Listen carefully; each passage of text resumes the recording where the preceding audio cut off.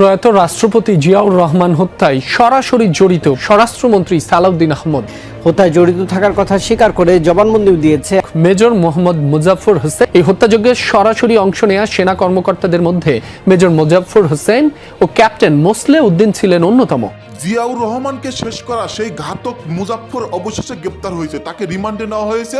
রিমান্ডে জিজ্ঞাসাবাদে যেসব নেতাকর্মীর কথা প্রকাশ করেছে আপনারা শুনলে রীতিমতো অবাক হয়ে যাবেন। বিস্তারিত রয়েছে ভিডিওতে।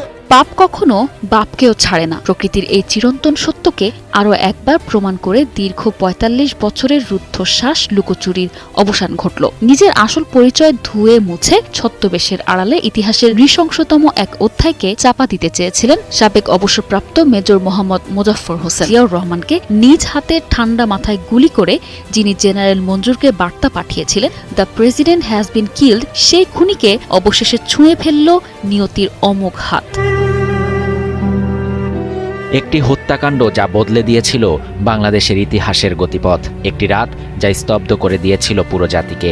৪৫ বছর কোথায় ও কার সাহায্যে পলাতক ও আত্মগোপনে ছিলেন মুজাফফর হোসেন। সাবেক রাষ্ট্রপতি জিয়াউর রহমান হত্যায় জড়িত মুজাফফরের গ্রেপ্তারের পর আবারও সামনে এসেছে ১৯৮১ সালের সেই রক্তাক্ত অধ্যায়। ৪৫ বছর ধরে ধরা ছোঁয়ার বাইরে থাকা সেই মাস্টার মাইন্ডদের একজন পলাতক আসামি মেজর মুজাফফর হঠাৎ কিভাবে ধরা পড়ল? তারেক রহমানের এক জাদুকরি চালে কিভাবে সে আজ খাঁচায় বন্দী? পরতে পরতে লুকিয়ে থাকা রোমহর্ষকে সত্য জানতে ভিডিওটি একদম শেষ পর্যন্ত দেখুন। পাপ কখনো বাপকেও ছাড়ে না, এই চিরন্তন সত্য বাণীটা আবারও প্রমাণিত হলো মেজর মুজাফফর হোসেনের বেলায়।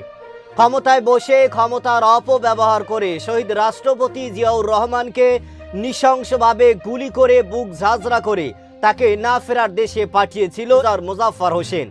তিনি হয়তো ভেবেছিল তিনি এ যাত্রায় বেঁচে গিয়েছিল, কিন্তু কথায় আছে বাপ কা বেটা। দীর্ঘ ১৭ বছর পরে ক্ষমতায় এসে মাত্র ৪ মাসের মধ্যেই দীর্ঘ ৪৫ বছর আত্মগোপনে থাকা মৃত্যুদণ্ড আসামি মেজর মুজাফফর হোসেনকে ইতিমধ্যে ধরতে সক্ষম হয়েছেন প্রধানমন্ত্রী তারেক রহমান।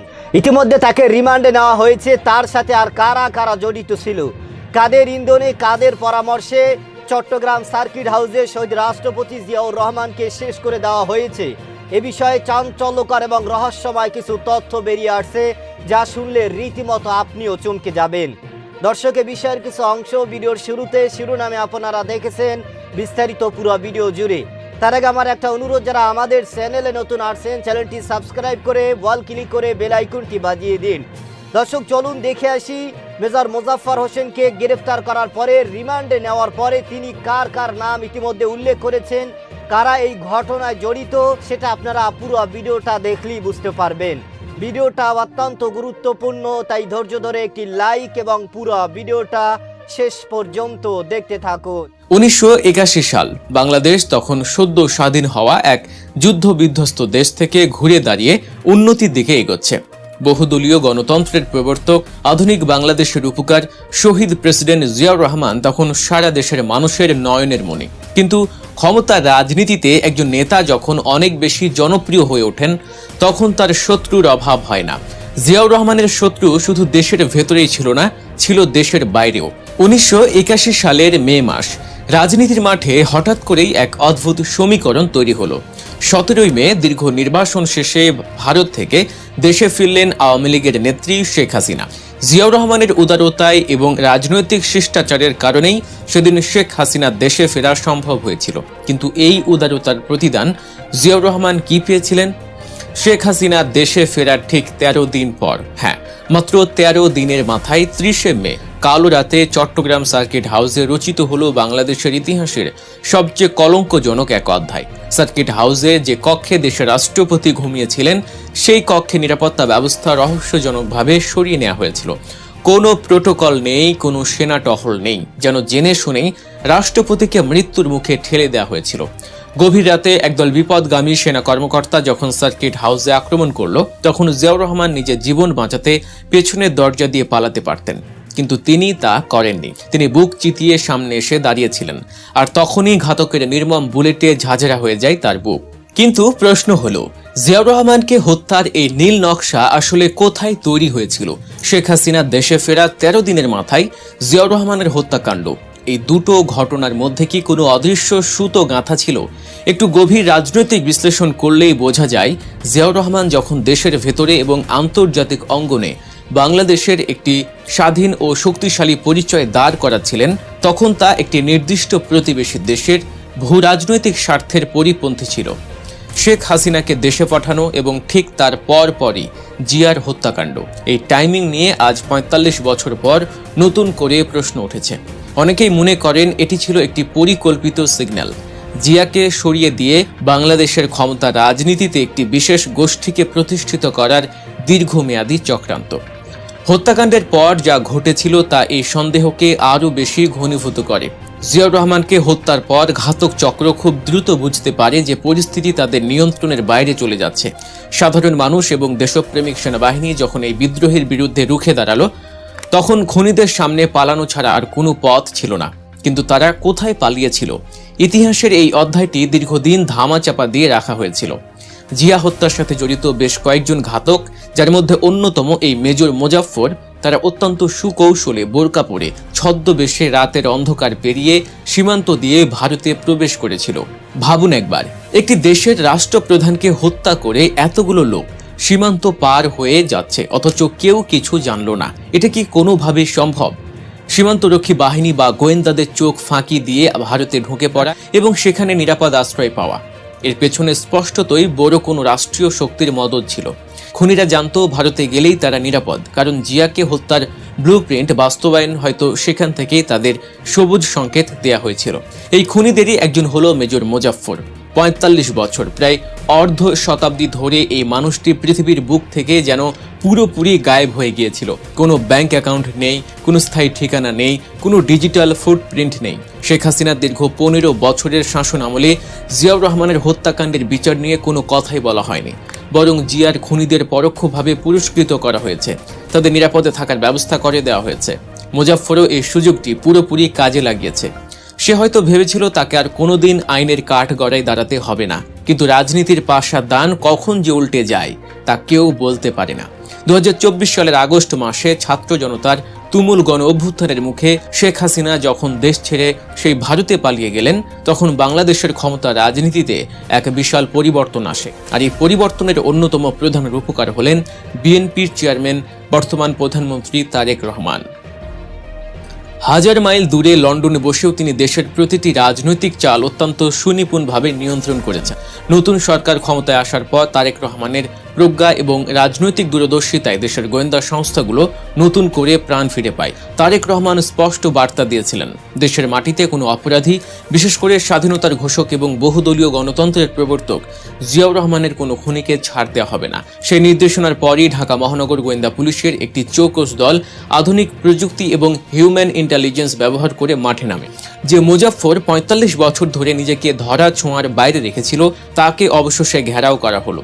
এটি শুধু একটি সাধারণ গ্রেফতার নয়, এটি তারেক রহমানের রাজনৈতিক ক্যারিয়ারের অন্যতম বড় একটি মাস্টার স্ট্রোক। তিনি প্রমাণ করে দিয়েছেন, ন্যায় বিচার হয়তো বিলম্বিত হতে পারে, কিন্তু তা কখনোই হারিয়ে যায় না। এই মেজর মোজাফফরের গ্রেফতার বাংলাদেশের রাজনীতির জন্য এক বিশাল টার্নিং পয়েন্ট, কারণ মোজাফফর শুধু একজন খুনি নয়, সে হলো ৪৫ বছর আগের সেই কালো রাতের এক জীবন্ত এনসাইক্লোপিডিয়া। কথায় আছে, পাপ কখনো বাপকেও ছাড়ে না। এই চির সত্য বাণীটা আবারও প্রমাণিত হয়েছে মেজর মোজাফফর হোসেনের বেলায়। ক্ষমতায় বসে ক্ষমতার অপব্যবহার করে শহীদ রাষ্ট্রপতি জিয়াউর রহমানকে গুলি করে বুক ঝাঁঝরা করে না ফেরার দেশে পাঠিয়েছিল এই মেজর মোজাফফর। হয়তো তিনি ভেবেছিলেন এ যাত্রায় তিনি বেঁচে গিয়েছেন, কিন্তু কথায় আছে, বাপ কা বেটা। শহীদ রাষ্ট্রপতি জিয়াউর রহমানের সন্তান তারেক রহমান দীর্ঘ ১৭ বছর পরে ক্ষমতায় বসে ক্ষমতার মাত্র ৪ মাসের মধ্যেই খুঁজে বের করলেন তার বাবার খুনিকে। ইতিমধ্যে তাকে সেনাবাহিনীদের হাতে হস্তক্ষেপ করা হয়েছে। এদেশের সর্বস্তরের মানুষ আশাবাদী যে এই শহীদ রাষ্ট্রপতি জিয়াউর রহমানকে যে বা যাহারাই ষড়যন্ত্র করে সেনাবাহিনীর কিছু লোক, বিপদগামী কিছু সেনাবাহিনীর সদস্যরা, তারাই পূর্ব পরিকল্পিতভাবে এই শহীদ রাষ্ট্রপতি জিয়াউর রহমানকে শেষ করে দিয়েছেন, যা আজ থেকে প্রায় ৪৫ বছর আগ থেকেই এই মেজর মোজাফফর হোসেন তিনি নিজেকে আত্মগোপনে রেখেছিল, কিন্তু শেষমেশ তিনি আইনের জালে ধরা পড়েছেন এবং ইতিমধ্যে তাকে রিমান্ডে নেওয়া হয়েছে। তার সাথে আর কারা কারা জড়িত রয়েছে, কাদের আদেশে কাদের ইন্ধনে এই ধরনের একটা ঘটনা ঘটানো হয়েছে। এবং এই মেজর মোজাফফর হোসেন তিনি কিন্তু ভারতের রয়ের আশ্রয় ছিল এবং ভারতের সবুজ বার্তা নিয়ে, ভারতের নির্দেশে, ভারতের আদেশে এ ধরনের একটা কাজ, এ ধরনের একটা ঘটনা ঘটানো হয়েছে বলে ইতিমধ্যে তিনি রিমান্ডে স্বীকারোক্তিও দিয়েছেন। কার কার ইন্ধনে পরামর্শে এই ঘটনা ঘটানো হয়েছে, যা ইতিমধ্যে কিছুটা সামাজিক যোগাযোগের মাধ্যমে আলোচনা এবং সমালোচনার ঝড় উঠেছে। বিশেষ করে বাংলাদেশের সাবেক প্রধানমন্ত্রী শেখ হাসিনা তিনি এই শহীদ রাষ্ট্রপতি জিয়াউর রহমানকে শেষ করে দেওয়ার এক মাস্টার প্ল্যান এবং এক ছক আঁকিছিল, যার কারণেই এই মেজর মোজাফফর হোসেন তিনি এ ধরনের ঘটনায় সরাসরি জড়িত ছিল এবং এ ধরনের ঘটনা চট্টগ্রাম সার্কিট হাউসে ঘটানো হয়েছে। যে কারণেই শহীদ রাষ্ট্রপতি জিয়াউর রহমানকে যে বা যাহারাই শেষ করে দিয়েছে, এখনও যারা ধরাছোঁয়ার বাহিরে রয়েছে, আমরা সকলেই আশাবাদী অল্প সময়ের মধ্যে তাদেরকে আইনের আওতায় এনে দিবালকে প্রকাশ্যে যাতে করে শাস্তির ব্যবস্থা করা হয়, যাতে করে তারেক রহমান দেখিয়ে দিতে পারেন যে সত্য সেটা আজ অথবা কাল মানুষের মধ্যে উন্মুক্ত হবে এবং মানুষ সত্য চিরন্তন, সত্য প্রকাশ পাবে আজ অথবা কাল। সুতরাং যে বা যাহারাই ক্ষমতায় বসে ক্ষমতার অপব্যবহার করবে, ক্ষমতার মসনদ দখল করে ক্ষমতার সাথে যারা গাদ্দারি করবে, বেইমানি করবে, তাদের ৪৫ বছর নয় যুগ যুগ পরেও তাদের বিচার এদেশের মানুষের সামনে হবে, এদেশের হবে। দর্শক, এই শহীদ রাষ্ট্রপতি জিয়াউর রহমানের যেই ঘাতক ইতিমধ্যে গ্রেফতার হয়েছে মেজর মোজাফফর হোসেন, তার বিষয়ে আপনার কি মতামত সেটা আমাদের কমেন্ট সেকশন অবশ্যই জানাবেন। আজ এ পর্যন্তই। সুস্থ থাকবেন, ভালো থাকবেন, দেখা হবে আগামী কোনো ভিডিওতে, কথা হবে নতুন কোনো বিষয় নিয়ে। সে পর্যন্ত ভালো থাকবেন, খোদা হাফেজ।